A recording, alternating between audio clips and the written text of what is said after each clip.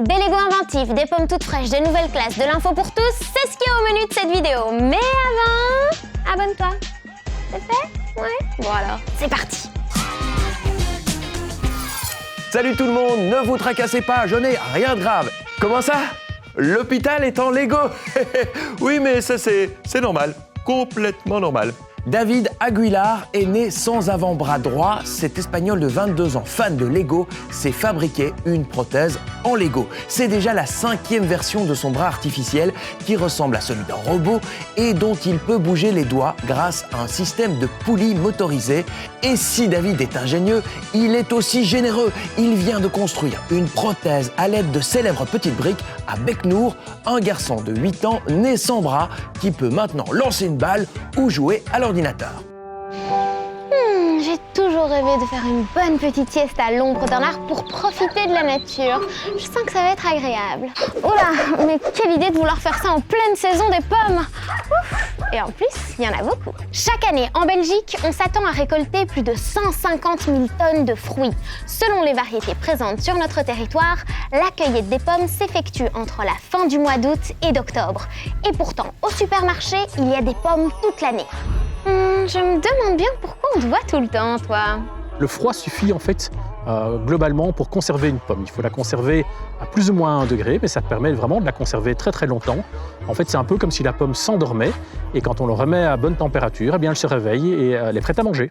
Dans notre pays, on produit des pommes pour la consommation des Belges, mais il est aussi possible de trouver des fruits provenant d'ailleurs. Il est pourtant important de consommer des fruits cultivés localement.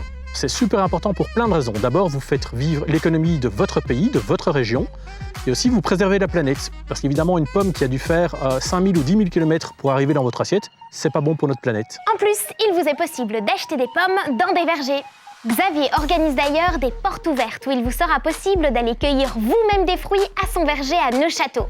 Voilà d'ailleurs un conseil pour savoir si une pomme est bien mûre. On la coupe en deux, hop là, on trouve les pépins, et si les pépins sont tout à fait blancs, encore comme ici, eh bien c'est qu'on a une pomme qui n'est pas mûre, et donc on doit les laisser bien sur l'arbre. Ici les pépins sont blancs, mais si les pépins sont bien foncés, bien noirs, on peut manger la pomme sans problème, elle est mûre. J'ai hâte de goûter tout ça. On retient pomme dans notre liste des mots du jour.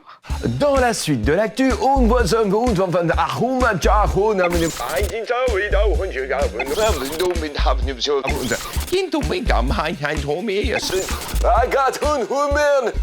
c'est vrai que maintenant on peut regarder plein de trucs dans 1000 langues. En même temps, j'ai oublié un détail essentiel. You need to trouver quelqu'un, someone, to traduire tout ça. Et d'ailleurs, ça tombe bien, le jeudi 30 septembre, c'est la journée mondiale de la traduction. Mais en Belgique, ça risque d'être un peu plus difficile avec le néerlandais. En Wallonie, un seul élève de première secondaire sur 3 choisit encore le néerlandais comme première langue. Vous êtes de plus en plus à opter pour l'English, l'anglais en français. Et de ton côté, quelle langue aimes-tu? On est allé te poser la question. J'aime bien le néerlandais parce que déjà comme c'est un peu difficile le néerlandais, je l'apprends déjà. Donc moi je ferai néerlandais, même pour mes autres années. L'anglais, tu peux presque parler dans tous les pays. Et que le néerlandais, il y a des pays où tu peux pas en parler. L'anglais, parce que c'est une langue qui est beaucoup parlée partout. J'ai eu 3 cours de langue et c'était très bien passé. Ça fait 3 semaines que j'apprends anglais. J'aime beaucoup. Je trouve que l'anglais c'est cool. Et aussi, il y a les sœurs de ma maman qui habitent en Amérique. Du coup, quand on y va, on pourra parler anglais. Oh, on dirait que l'anglais à la cote du côté de l'école du Val. Thank you very much. Langue était l'un des mots du jour. Ah Didier, sur la gauche. Dans l'autre gauche, Didier. Ah, mes petits poulets, je participe à la reconstruction suite aux inondations. Ah, tu t'en doutes bien, hein, certaines écoles avaient été touchées par les eaux. Et la rentrée est arrivée. Il fallait reconstruire, mais on n'a pas pu faire ça aussi vite, hein, vu le nombre de bâtiments dégradés. Mais on s'inquiète pas, on a trouvé des solutions pour fabriquer de nouvelles classes. Des containers préfabriqués empilés les uns sur les autres, comme des Lego. Non, pas toi, Didier, toi c'est plus bas, Didier, plus bas. À l'école du Val-à-Vaux sous Chèvremont, 16 containers ont été assemblés pour cette année scolaire et créé au passage 13 classes. Depuis la rentrée, les cours se donnent normalement et des activités y sont même organisées. Le fait de faire des activités, j'aime bien. Ça m'amuse. C'est petit, un peu petit quand même. Les classes avant, elles étaient plus grandes. Ah bah oui, mes petits poulets. Comme dit Louis, l'école est divisée en 2 parties. C'est un peu genre 2 salles, 2 ambiances. Certains locaux ont été épargnés par les eaux. Pour accéder à leur classe, les élèves doivent passer par un bâtiment totalement dévasté. Ma classe, elle est là. J'y suis restée 2 ans et j'ai eu plein de bons souvenirs avec mes amis et les profs. Tout ce qu'ils avaient acheté était déjà dans la classe, alors tout est parti et c'est un peu triste. Ah ouais, ah bah si tu veux mon avis, mon petit poulet, ça n'a pas l'air du tout évident d'arriver à se concentrer quand ton école a été touchée par les inondations. Hein. Entre le bruit que font les travaux et voir les dégâts tous les jours, ça demande une sacrée organisation tout ça. Ah bah oui. En tout cas, on espère que les élèves de l'école du Val vont réussir à s'adapter à cette année assez particulière avec la présence des containers qui était la démo du jour. Oh là là, où est-ce que je dois aller excuse me, please. Vous pouvez m'aider? Je cherche un endroit où déposer ma creation ici dans un musée en Russie. Vous en avez entendu parler? Non. Dans la ville de Kaliningrad, un musée des déchets vient d'ouvrir ses portes. Des créations à base de déchets sont exposées. Il y a même un dinosaure créé avec une voiture. Cette exposition est une nouveauté pour les habitants qui ne sont pas du tout habitués à trier. Seulement 7% des déchets sont recyclés en Russie.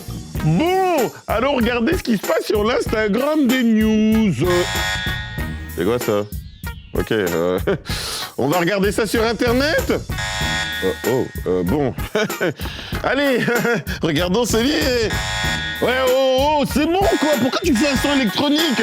Je te rappelle juste que t'es un livre. Tu n'as pas de batterie. Et oui, mon petit poulet, lire des livres, faire des recherches sur Internet ou encore regarder les news, bien sûr que c'est ce que tu fais tous les jours. Et savais-tu que c'était un droit? Bah oui, t'as le droit d'avoir accès à l'information, hein. Même qu'il y a une journée mondiale pour te le rappeler tous les 28 septembre. S'informer, c'est important. Ça permet d'avoir un avis sur ce qui t'entoure, découvrir le monde dans lequel on vit et ainsi participer au mieux à la vie en société. Et toi, quand tu veux savoir quelque chose, comment tu t'informes, mon petit poulet?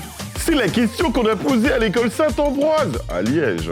Parfois, je vais sur Google ou je demande à mon père, mais le plus souvent, c'est je demande à mon père. Je vais voir dans mon dictionnaire parfois. Ce que je fais, c'est plutôt regarder des documentaires. Quand j'aimerais bien savoir des trucs sur les dauphins, je demande à maman ou alors je vais voir sur Google. Je demande par exemple quelle est la femelle de l'ours. Et puis je l'écris sur ma feuille. Moi, parfois, je recherche des dinosaures, de la science, beaucoup de choses. Généralement, je vais dans les sites, par exemple, je tape Nat Geo Geographic ou Nat Geo Wild. Je regarde sur des applications, des trucs pour m'améliorer à l'école. Je demande à ma soeur et mes parents, puisque c'est mieux qu'Internet, parce que quand j'y vais sur Internet, je pose la question, mais il ne m'envoie pas la réponse que j'attendais tous les jours. Ouais, c'est clair qu'il vaut toujours mieux vérifier une info. D'ailleurs, vous, à part en vous abonnant à notre chaîne YouTube, comment vous vous informez? Dites-le nous en commentaire. Bon, et nous, on se retrouve la semaine prochaine pour une nouvelle vidéo. Ciao!